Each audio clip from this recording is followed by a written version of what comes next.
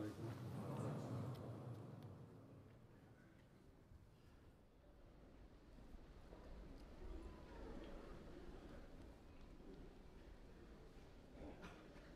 فهمنا عليه.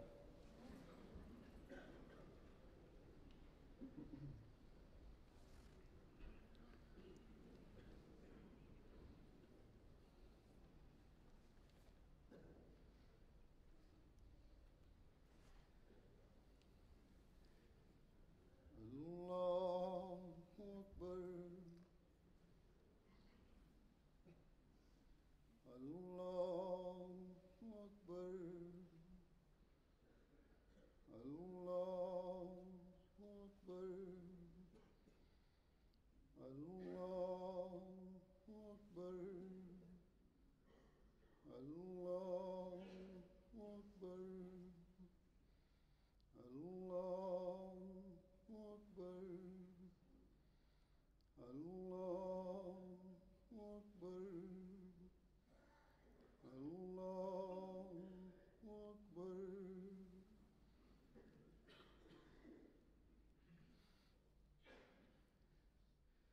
الحمد لله رب العالمين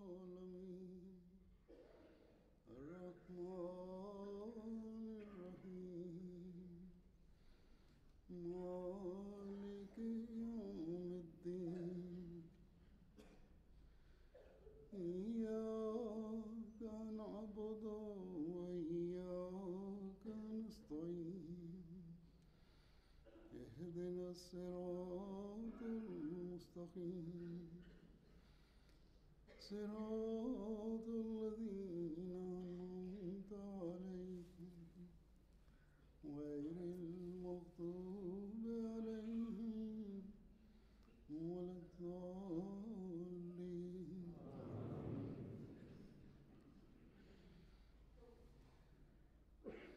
سبح اسم ربك الأعلى الذي خلق فسوى والذي قدر فهدى والذي أخرج المرعى فجعله غثاء أحوى سنقرئك فلا تنسى إلا ما شاء الله إنه يعلم الجهر وما يخفى ونيسرك لليسرى فذكر النفعات ذكرى سيذكر من يخشى ويتجنبها الأشقى الذي يصلى النار الكبرى ثم لا يموت فيها ولا يحيا قد أفلح من تزكى وذكر اسم ربه فصلى بل تؤثرون الحياة الدنيا والآخرة خير وأبقى إن هذا لفي الصحف الأولى صحف إبراهيم وموسى. الله أكبر.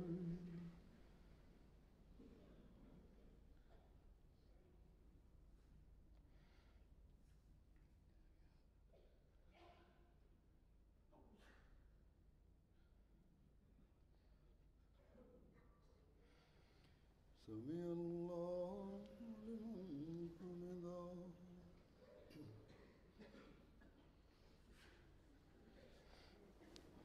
الله أكبر.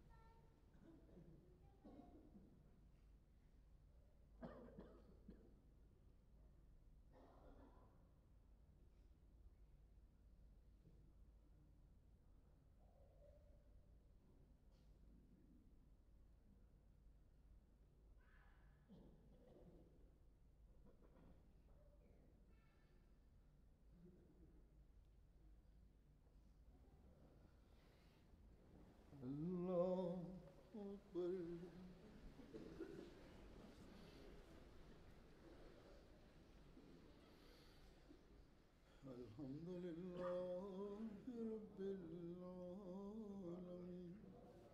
الله أكبر. الله أكبر. الله أكبر. الله أكبر. الله أكبر.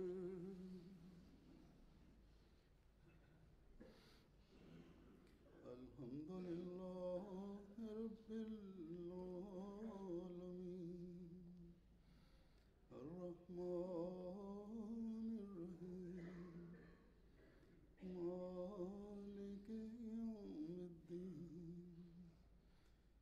إياك نعبد وإياك نستعين.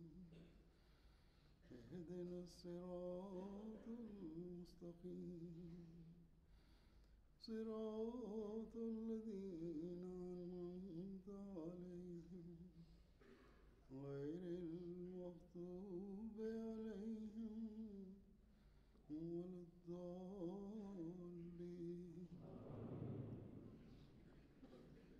هل أتاك حديث الغاشية؟ وجوه يومئذ خاشعة عاملة ناصبة تصلى نارا حامية تسقى من عين آنية ليس لهم طعام إلا من ضريع لا يسمن ولا يغني من جوع. وجوه يومئذ ناعمة لسعيها راضية في جنة عالية لا تسمع فيها لاغية فيها عين جارية فيها سرر مرفوعة وأكواب موضوعة ونمارق مصفوفة وزرابي مبثوثة.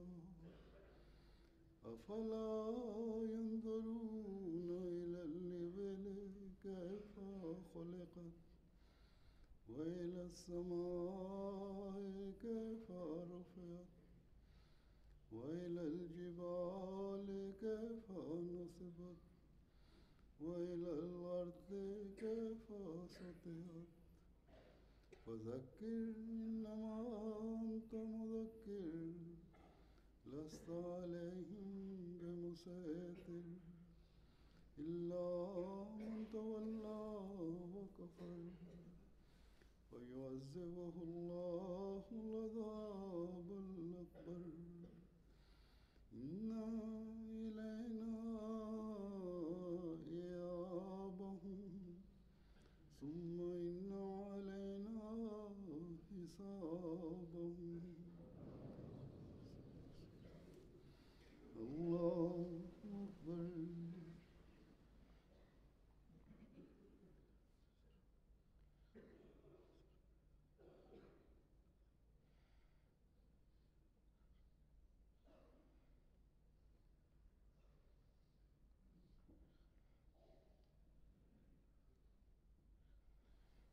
سمع الله لمن حمده.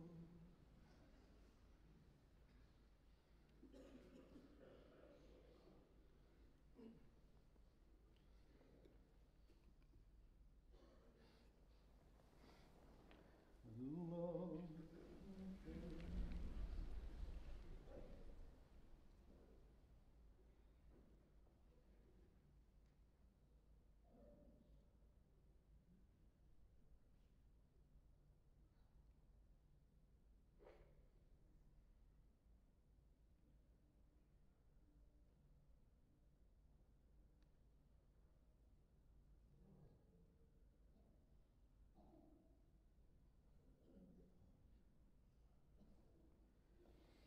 الله أكبر.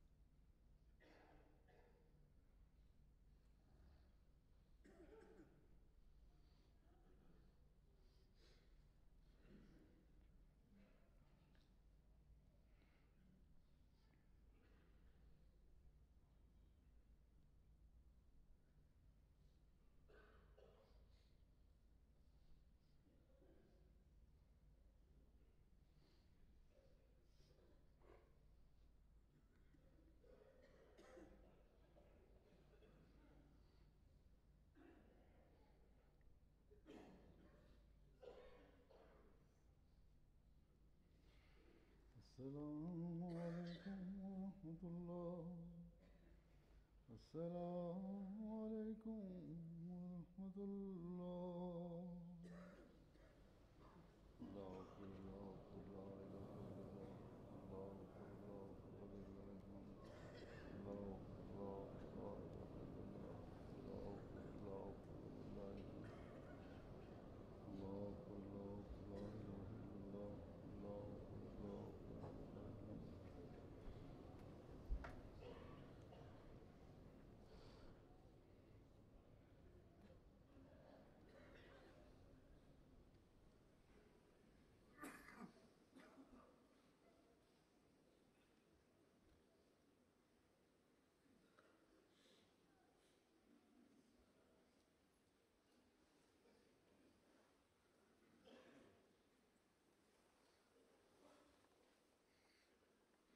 السلام عليكم ورحمة الله.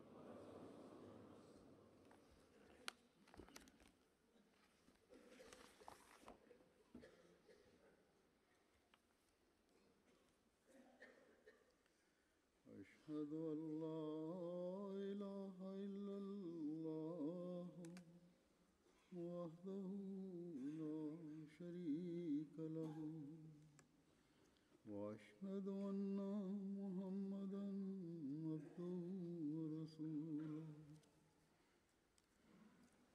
أما بعد فأعوذ بالله من الشيطان الرجيم.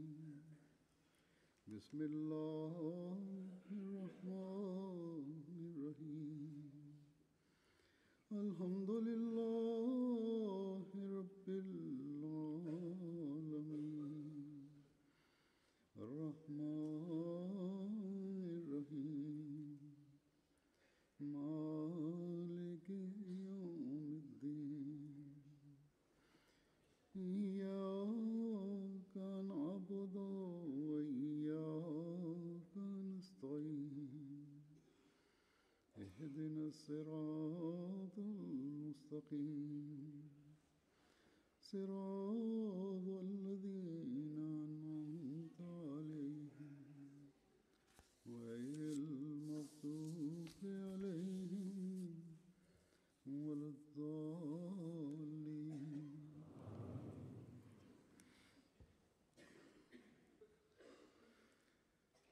आज हम ईद उल अज़हा मना रहे हैं. Aujourd'hui, nous sommes en train de célébrer la Eid al-Adha et comme nous le savons déjà, nous sommes en train de célébrer cette Eid en raison des sacrifices du prophète Abraham et du prophète Ismaël. Et ce pèlerinage aussi a trait à ces deux prophètes. Et à l'époque, il y a eu ces sacrifices de vie. Et à l'époque du prophète Abraham, il nous a laissé un nouvel exemple des sacrifices des membres de sa famille, des sacrifices personnels. Le prophète Abraham et le prophète Ismaël ont tous deux consenti à ces sacrifices. Le prophète Abraham avait consenti à ce sacrifice personnel lorsque, pour la première fois, pour établir la Tawhid, il avait brisé ses idoles et lorsqu'il s'est attiré l'hostilité des autres. Et par la suite, il a été placé dans le feu. Et c'est là le premier sacrifice. Et Dieu avait refroidi ce feu pour le prophète Abraham. Et ensuite, le prophète Abraham a aussi sacrifié sa famille. Il était prêt à sacrifier son enfant pour la cause de Dieu. Voilà le deuxième sacrifice. Et cet enfant, lui aussi, s'était présenté pour ce sacrifice. Il était prêt à se faire égorger et il était prêt aussi à se séparer de sa famille. Cependant,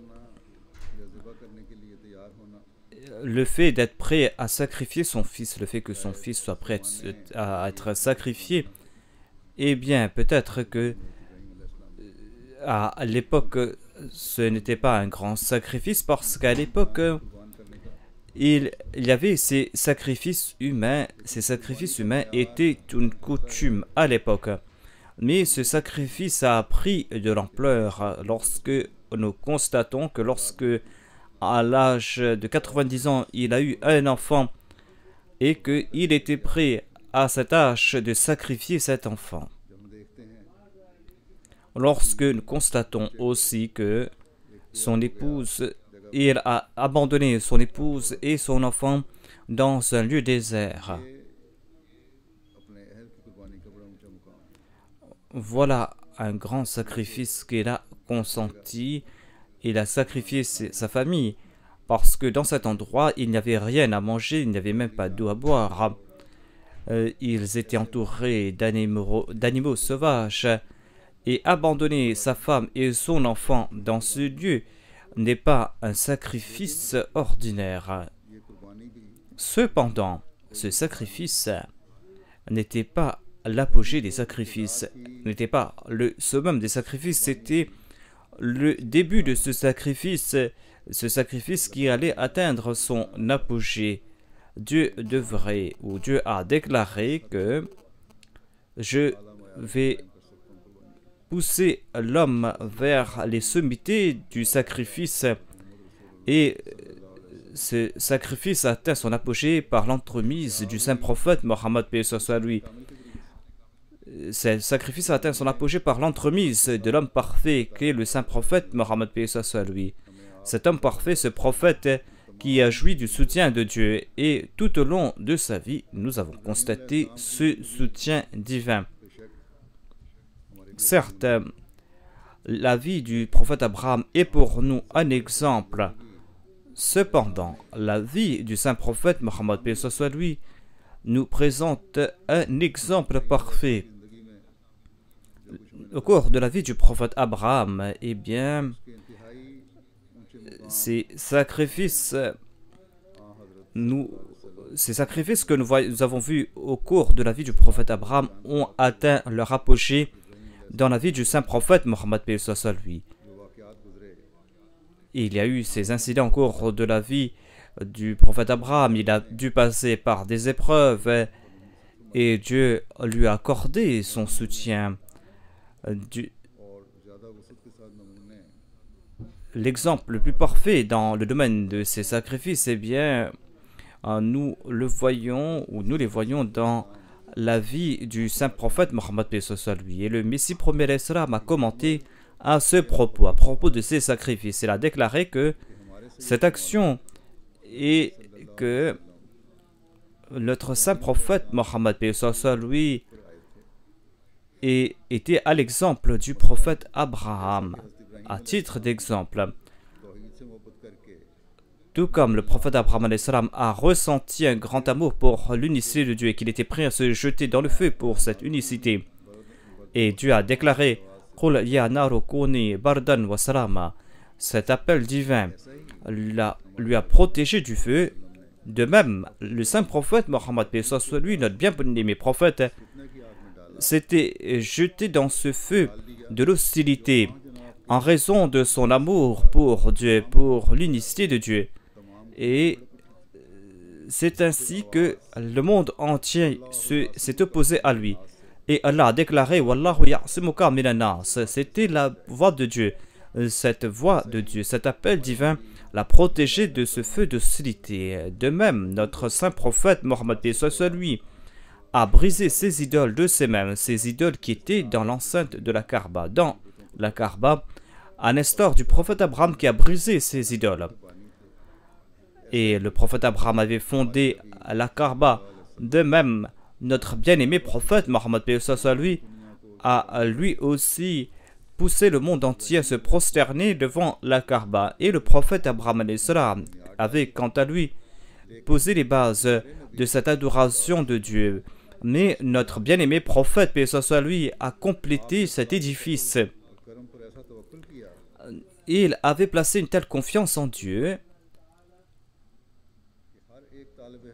Il avait placé une telle confiance en Dieu que toute personne qui désire la vérité doit placer sa confiance en Dieu et doit apprendre comment placer sa confiance en Dieu.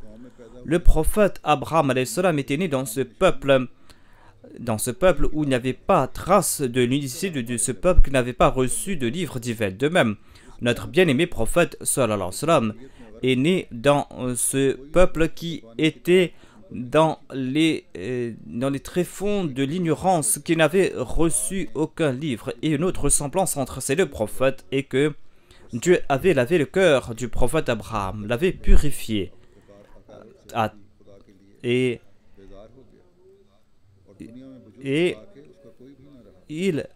il s'était consacré entièrement à Dieu. De même, notre bien-aimé prophète, ou même le saint prophète, mais ce soit lui, est passé par des états encore plus importants. C'est vrai que le saint prophète Mohammed, soit lui, n'avait aucun proche à la Mecque, mais tout le monde s'est opposé à lui parce qu'il avait invité le monde vers Dieu et seul Dieu l'avait accompagné.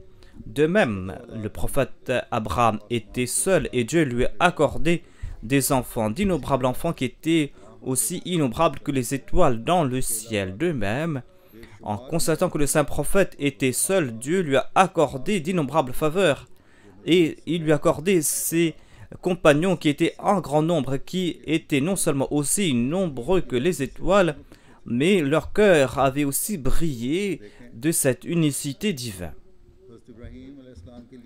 Ainsi, nous constatons que les polythéistes avaient allumé ce feu.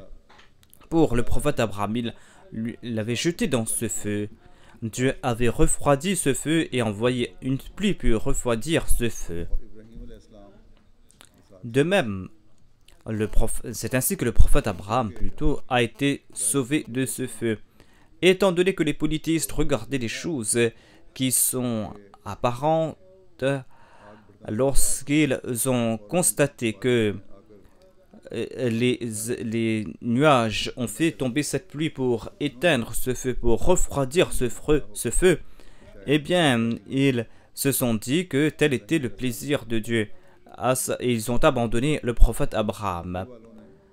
Mais les gens de la Mecque, quant à eux, en dépit de leurs échecs, de leurs tentatives contre le saint prophète, paix soit lui, ils n'ont cessé de le combattre pendant 10 ans, mais ils n'ont cessé d'échouer.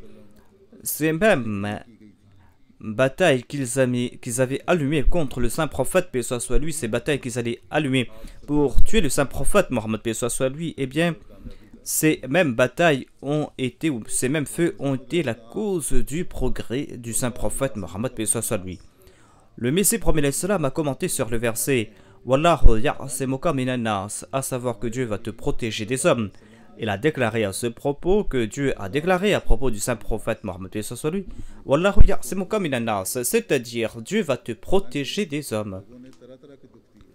Alors que les hommes l'ont fait souffrir de diverses manières, ils l'ont expulsé de sa patrie, ils lui ont blessé, ils lui ont fait perdre ses dents, il a été blessé par des épées. Ainsi donc, on peut donc faire, il ne peut pas y avoir d'objection parce que le but premier des ennemis n'était pas de faire perdre au saint prophète, paix soit lui, son dent ou de le blesser. Leur objectif principal était de le tuer, c'est tout.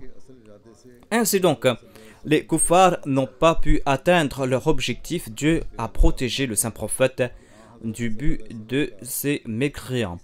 Ainsi donc, dit le Messie promet l'Islam, le saint prophète le fait que le saint prophète n'ait pas été assassiné est une très grande preuve en faveur du Saint-Coran, parce que le Saint-Coran annonce Wallahu ya'simuka minan nas. Dans les écritures anciennes, il y avait aussi cette prophétie, à savoir que le prophète des derniers temps ne sera point tué. Ainsi donc, on avait placé le prophète Abraham temporairement dans un feu, et lorsque ce feu a été éteint, ces mouchriquines ont tiré la conclusion qu'il ne fallait pas encore une fois allumer ce feu. Mais par contre, pendant des années, on a allumé ce feu contre le saint prophète Mohammed lui. Dieu avait annoncé que faites des efforts, faites autant d'efforts que vous désirez, vous les mécréants, vous n'aurez point de succès. Ainsi, face à ce défi lancé par Dieu, le fait que les mécréants ont pu relever ce défi et le fait que les mécréants n'ont pas pu relever ce défi est une preuve en faveur de cette parole. Ensuite, il y a eu cette opposition contre le prophète Abraham alayhi salam, mais l'hostilité contre le saint prophète Mohammed lui venait de son peuple tout entier. Et là où son message atteignait, eh bien, il y a eu de l'opposition contre lui. Jusqu'aujourd'hui, cette hostilité, ce feu de l'hostilité ne cesse d'être allumé partout. L'objectif d'allumer ce feu, c'est de déshonorer le saint prophète Mohammed lui par un moyen ou par un autre. C'est le fait de faire de l'islam une religion qui n'a aucune réalité. Cependant, il y a ce défi qui a été lancé par Dieu. Dieu déclare que vous n'allez pas atteindre votre objectif.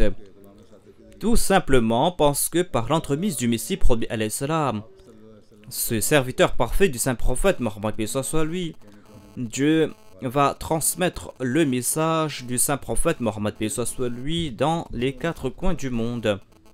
Ensuite, le Messie promis alayhi salam déclare que le prophète Abraham alayhi salam a consenti à des sacrifices pour établir la tawhid, l'unicité de Dieu. Il a sacrifié ses sentiments, ses émotions, il a aussi sacrifié sa femme et son enfant. Il les a abandonnés à la Mecque où il n'y avait rien à boire, et rien à manger. Mais il était important pour lui d'abandonner son enfant et sa femme ici parce que c'était là que se trouvait la première maison de Dieu.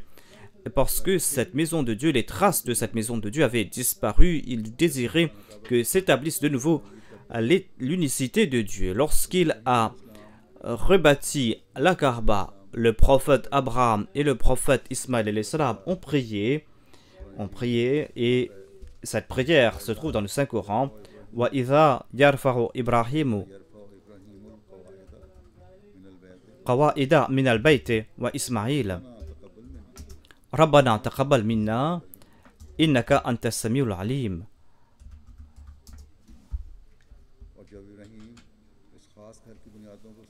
Et lorsque Abraham et Ismaël ont relevé les fondations de cette maison tout en priant, ô notre Seigneur, accepte ceci de notre part. Certainement, tu es celui qui entend tout, tu es l'omniscient. Ensuite, il y a cette prière Rabbana waj'alna muslimayni laka wa min dhurriyyatina ummatan muslimatan laka wa arina manasikana wa tub alayna innaka anta tawwabur rahim. Ô notre Seigneur, fais que nous soyons tous deux soumis à toi et fais de notre postérité un peuple soumis à toi, et montre-nous nos façons de prier et tourne-toi vers nous avec clémence, car tu es celui qui revient souvent. Avec compassion, tu es le miséricordieux. Ainsi donc, leur prière a été exaucée par Dieu. De parmi leurs descendants, il y a eu nombre de personnes qui ont été obéissants envers Dieu. Ces personnes qui, de parmi leurs descendants, ont été obéissants envers Dieu, et parmi leurs descendants, il y a quelqu'un qui atteint l'apogée de cette obéissance, à savoir le saint prophète Mohammed lui, le saint prophète qui a enseigné la manière de consentir à ses sacrifices et la manière d'adorer Dieu.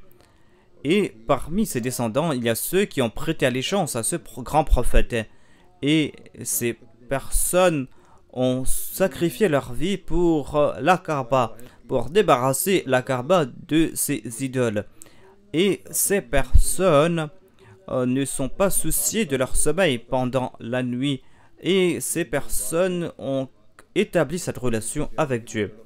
Mais ce désir quant à l'adoration de Dieu et quant à l'unicité de Dieu, eh bien tout cela ils l'ont appris du saint prophète Mohammed paix soit lui.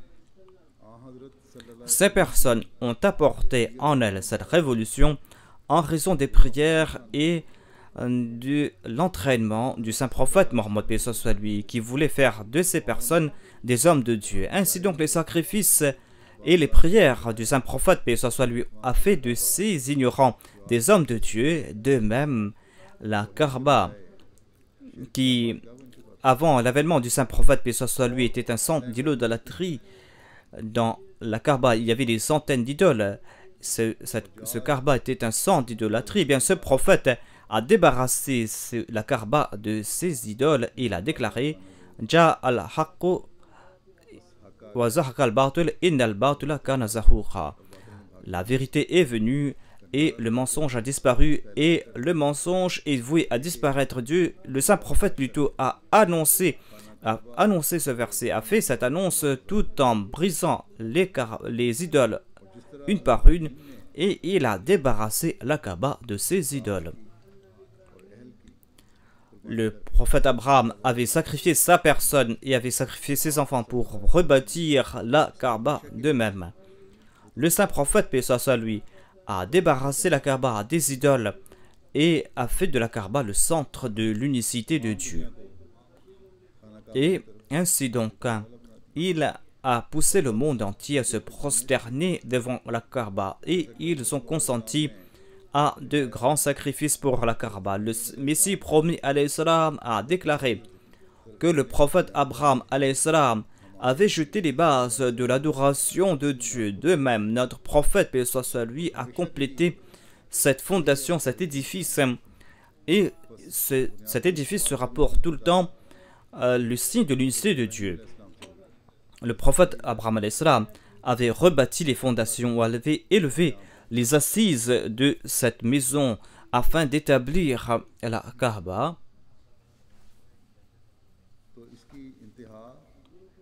Et l'apogée dans cet effort, eh bien, l'apogée a été atteint par le saint prophète Mohammed paix soit lui, et jusqu'au jour dernier, cette maison sera un signe de l'unicité de Dieu. Nous constatons aujourd'hui qu'il y a des centaines de milliers de personnes qui partent accomplir le Hajj. Il y a des millions, des centaines de millions de musulmans qui se tournent vers la Kaaba pour prier. Tout cela est une preuve que le saint prophète Mohammed paix soit lui a complété cet édifice de la Kaaba. Ensuite, il y a cette annonce collective du saint prophète paix soit lui et du prophète Abraham, à savoir que il n'y avait pas de traces de livres dans le peuple d'Abraham et dans le peuple du prophète du saint prophète paix soit lui. Ces deux peuples avaient atteint l'apogée dans l'ignorance. Ils n'avaient pas reçu de livre divin, ces deux peuples, et ils n'avaient pas reçu, ils ne connaissaient pas l'unicité de Dieu. Mais lorsque le dernier livre de loi, ce livre qui va perdurer jusqu'au jour dernier, cette charia parfaite a été accordée au saint prophète paix soit lui dans la forme du Saint Coran, eh bien, grâce au pouvoir sanctifiant du saint prophète paix soit lui, ces mêmes hommes, ces ignares qui ressemblaient à des animaux, ces ignares se sont transformés en êtres humains. Ensuite, ils se sont transformés en êtres cultivés. Ensuite, ils se sont transformés en hommes de Dieu. Et ils ont fait la promesse de préférer la foi à ce monde. Ils ont tiré des leçons de cet ouvrage. Ils ont appris cette sagesse du saint prophète Mohammed paix soit lui. Et ils ont aussi acquis cette connaissance divine. Et ils se sont pesés en porte-drapeau d'unicité de Dieu et ils ont guidé le monde.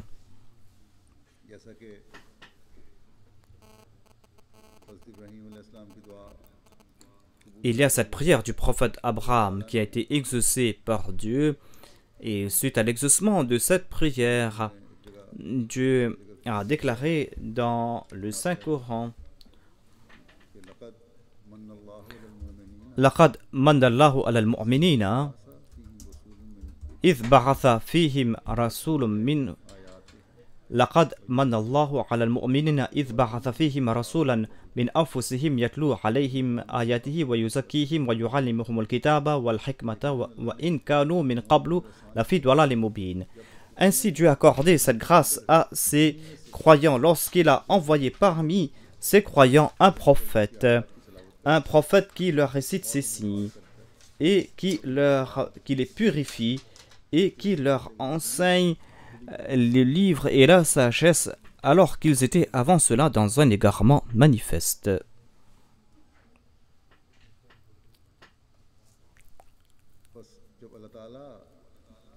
Ainsi donc, Allah déclare: إِذْ بَعَثَ فِيهِمْ رَسُولًا, c'est-à-dire lorsqu'il a envoyé, lorsqu'il a suscité parmi eux un messager d'entre eux-mêmes. Dieu a tiré l'attention des musulmans ici, à savoir qu'ils doivent suivre l'exemple du saint prophète Mohammed, paix soit lui. Ce prophète Mohammed, paix soit lui, qui est des leurs, qui a été suscité parmi eux. Ainsi donc, il incombe aux musulmans de suivre l'exemple du saint prophète Mohammed, paix soit lui, et de rehausser leur niveau de spiritualité, de répandre la paix autour d'eux, d'apprendre de cette sagesse et d'enseigner cette sagesse aux autres. Mais malheureusement aujourd'hui, les musulmans, la majorité des musulmans ont oublié cet enseignement et ils sont privés de cette direction. Ils n'apprennent rien de ce livre et ils n'enseignent rien aux autres. Et ils sont tombés dans l'égarement de nouveau en dépit du fait que le livre est parfait, en dépit du fait que l'exemple est là. Cependant, étant donné que cette sagesse et ce savoir lié à cet ouvrage, étant donné que Dieu avait promis d'établir cette unicité, étant donné que ce livre allait perdurer jusqu'au dernier jour, c'est pour cette raison que Dieu a envoyé son serviteur parfait, le serviteur parfait du saint prophète Mohammed, paix soit lui, qui a établi cette Jamaat et qui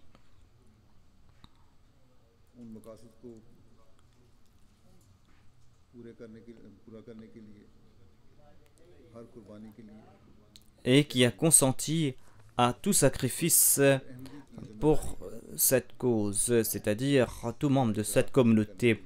Il incombe à tout Ahmadi de comprendre la responsabilité qui a été placée sur leurs épaules, mentionnée dans Surat al-Jumu'ah.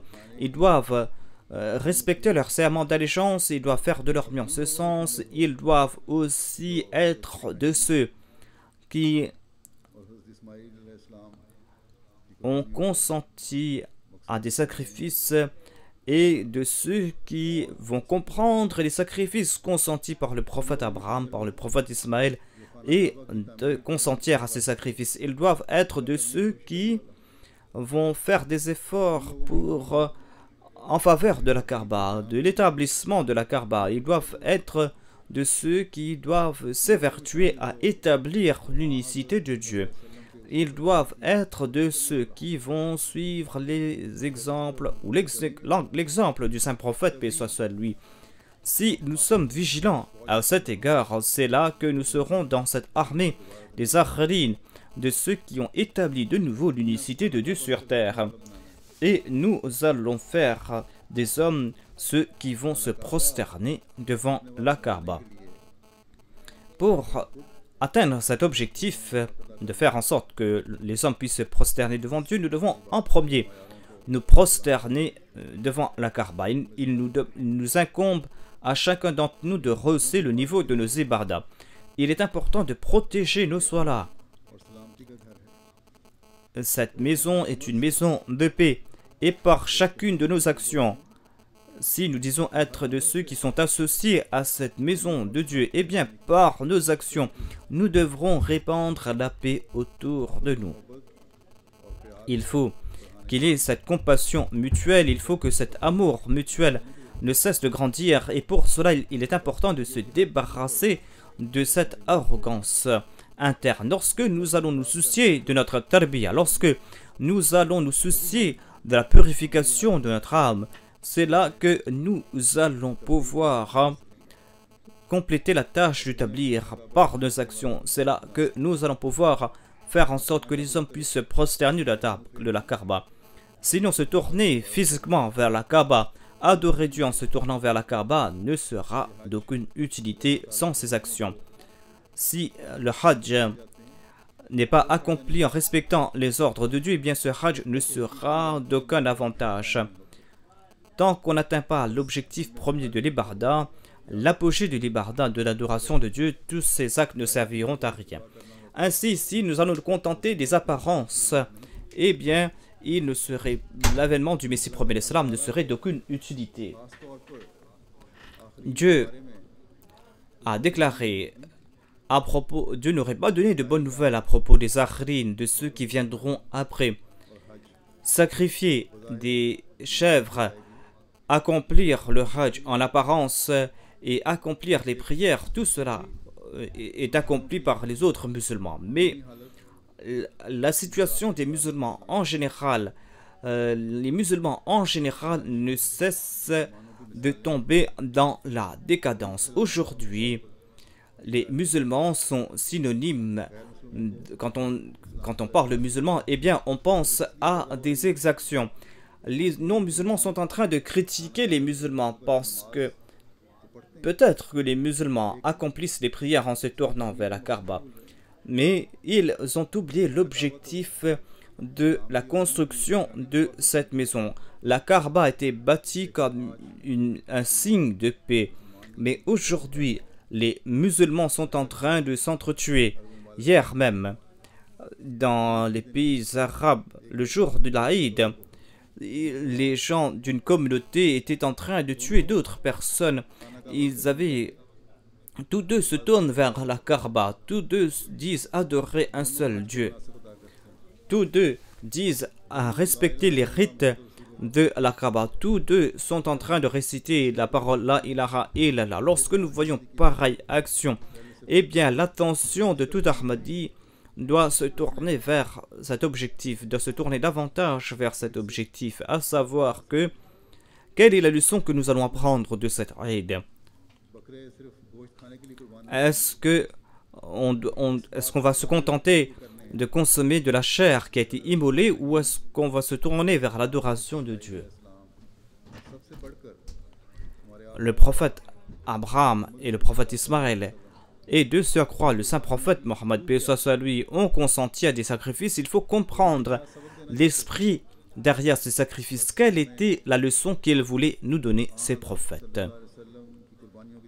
Ainsi donc, il est important de méditer sur les sacrifices consentis par le saint prophète, paix soit lui.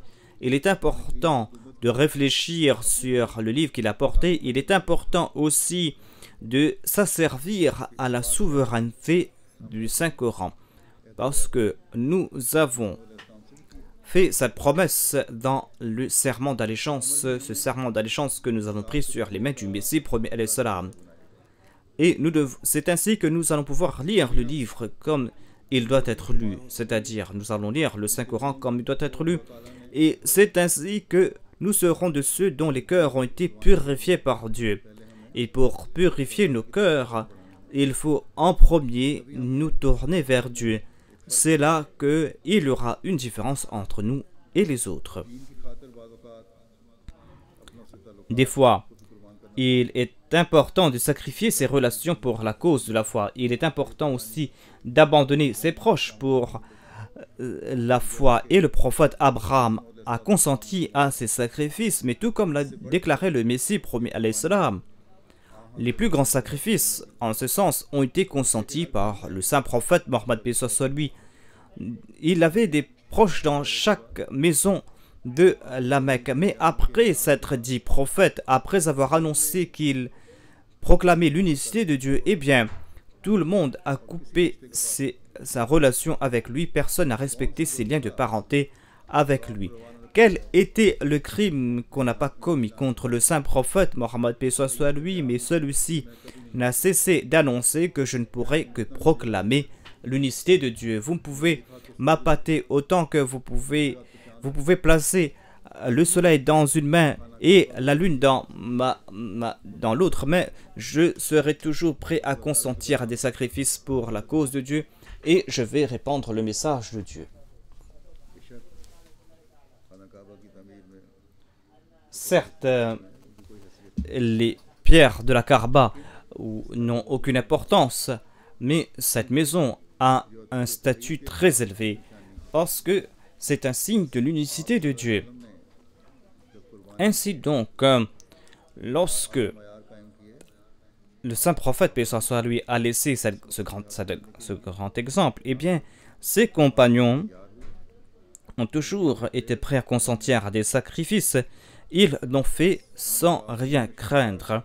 Nous qui sommes parmi les akharines, nous devrons nous aussi nous souvenir de ces sacrifices.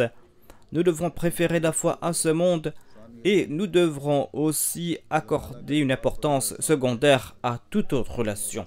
C'est une faveur de Dieu sur la Jamaat du Messie premier l'Islam que au sein de la Jamaat il y a de telles personnes qui sont imbues d'une telle fidélité, de telles personnes qui sont prêtes à consentir à tout sacrifice. Même parmi les nouveaux venus, il y a ceux qui goûtent à ce goût de sacrifice.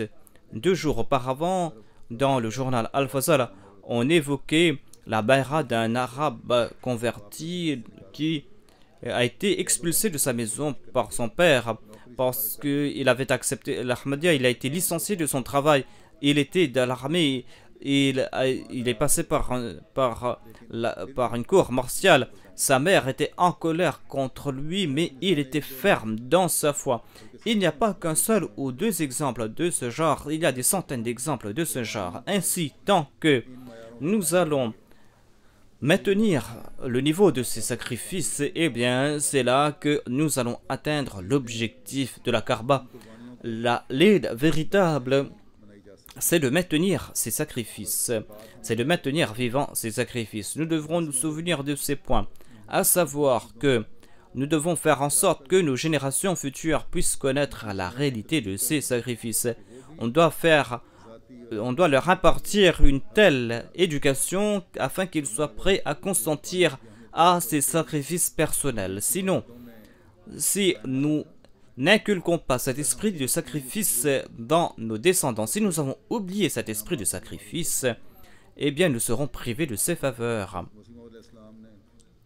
Le Messie promis alayhi salam a déclaré ou déclare que lorsque les proches d'Abraham l'ont abandonné, est-ce que Abraham a été abandonné lorsqu'il était seul? Non. Dieu lui a accordé un si grand nombre de descendants qu'ils étaient aussi innombrables que les étoiles dans le firmament. Le saint prophète, paix soit lui, était-il seul par la suite? Non. Au contraire, Dieu lui a accordé des disciples, des compagnons qui étaient fidèles, qui étaient prêts à consentir à tout sacrifice, qui étaient non seulement innombrables comme les étoiles, mais dans leur cœur brillait de cette unicité de Dieu.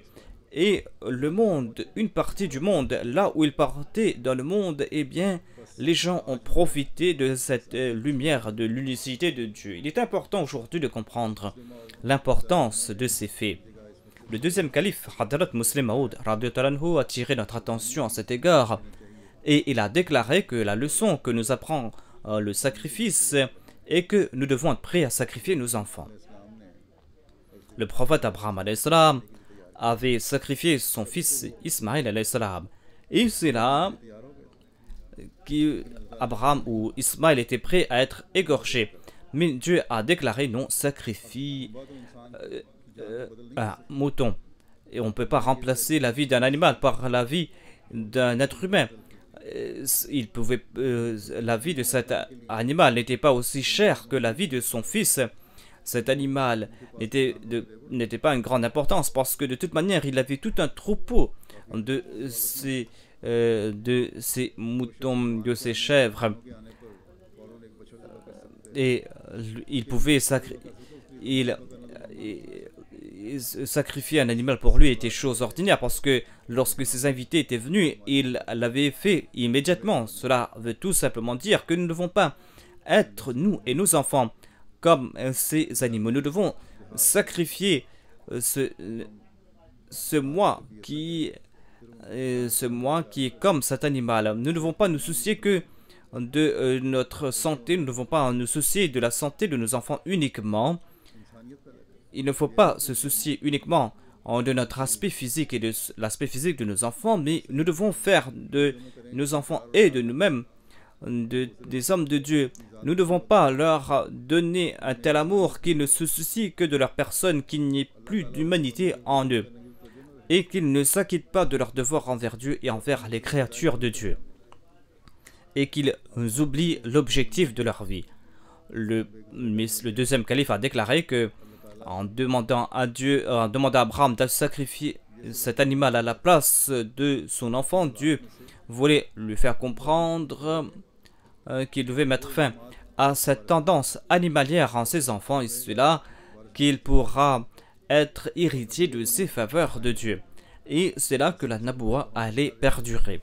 Et il est important à chacun d'entre nous de nous souvenir de ce point, c'est-à-dire que nous ne devons pas nous soucier uniquement de la santé physique de nos enfants en pensant que nous allons tirer des avantages matériels, mais nous devons nous soucier de leur éducation morale et spirituelle. Nous devons faire en sorte qu'ils puissent préférer la foi à ce monde, qu'ils comprennent ce point, et nous devrons aussi faire en sorte qu'ils progressent dans leur qualité.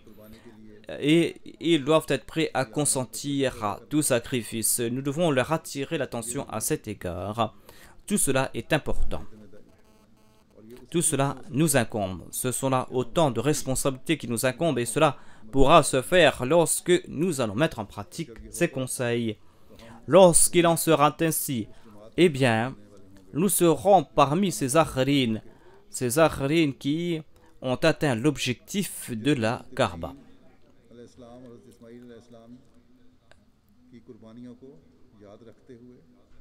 Ces personnes qui se sont souvenues des sacrifices du prophète Abraham, du prophète Ismaël et qui ont célébré la Eid ainsi.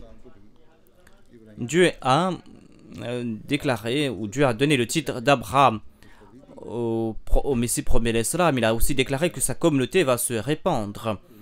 Dieu a dit au Messie premier l'Islam dans une révélation que je vais t'accorder le confort et je ne vais pas faire disparaître ton nom et je vais fonder une grande nation par ton entremise. Le Messie premier l'Islam a déclaré que j'ai compris de cette révélation que tout comme j'ai fait d'Abraham une nation, ainsi donc Dieu va accorder au Messie premier l'Islam ces personnes en grand nombre, ces personnes qui vont se souvenir des sacrifices du prophète Abraham, du prophète Ismaël et qui vont maintenir l'unicité de Dieu, qui vont diffuser le message de l'unicité de Dieu et qui ne vont pas peur de consentir à aucun sacrifice et qui ne vont pas faire de leur nafs l'image d'un animal mais qui vont toujours se tourner vers Dieu et qui ne vont pas se soucier uniquement du monde, mais qui vont préférer la foi à ce monde. Mais chacun d'entre nous doit s'évertuer à être de ceux qui vont atteindre cet objectif. Qu'Allah fasse que nous puissions agir en ce sens. Nous allons prier maintenant dans vos prières. Priez pour ces personnes qui sont en difficulté en raison de leur foi. Priez aussi pour ceux qui sont emprisonnés plutôt pour la cause de Dieu, qu'Allah fasse qu'ils soient libres. Priez aussi pour ces martyrs qui ont sacrifié leur vie, qu'Allah exalte leur statut et qu'Allah fasse que leurs descendants puissent toujours marcher sur les voies de la foi. Priez aussi pour vous-même, pour vos descendants, pour que vous puissiez toujours marcher sur les préceptes de la foi. Priez aussi pour que nous accomplissions toujours ces actions qui vont nous attirer vers Dieu. Priez aussi pour ceux qui consentent à des sacrifices financiers. Priez pour la Ummah des musulmans, qu'Allah leur accorde le discernement afin qu'ils puissent s'acquitter de leurs devoirs les uns à l'égard des autres, qu'ils cessent ces exactions qu'ils commettent les uns à l'égard des autres et qu'ils acceptent l'imam de l'époque et la Kaaba qui est un signe de paix, qu'ils puissent s'acquitter de leurs devoirs envers ceux-ci. Que les leaders musulmans et que les populations musulmanes puissent aussi s'acquitter mutuellement de leurs devoirs. Qu'Allah présente l'image de l'islam aux autres par notre entremise et qu'Allah fasse que nous puissions nous aussi transmettre ce message au monde et que toute personne en ce monde puisse adorer Dieu l'unique. Au cours du Hajj, il y a eu cette bousculade, il y a des centaines de personnes qui malheureusement ont perdu la vie. Qu'Allah accorde son pardon à toutes ces personnes. Il y a nombre d'innocents qui ont perdu leur vie.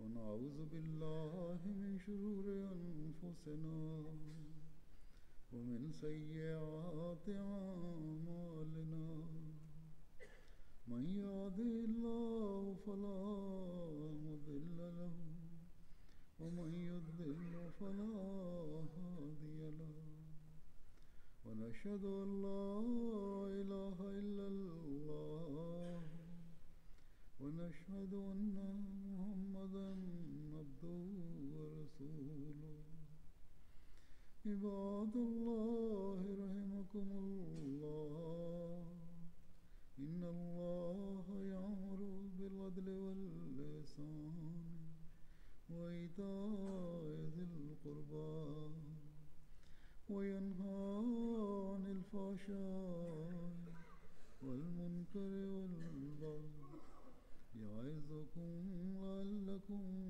تذكرون اذكروا الله يذكركم وادعوه يستجب لكم ولذكر الله أكبر.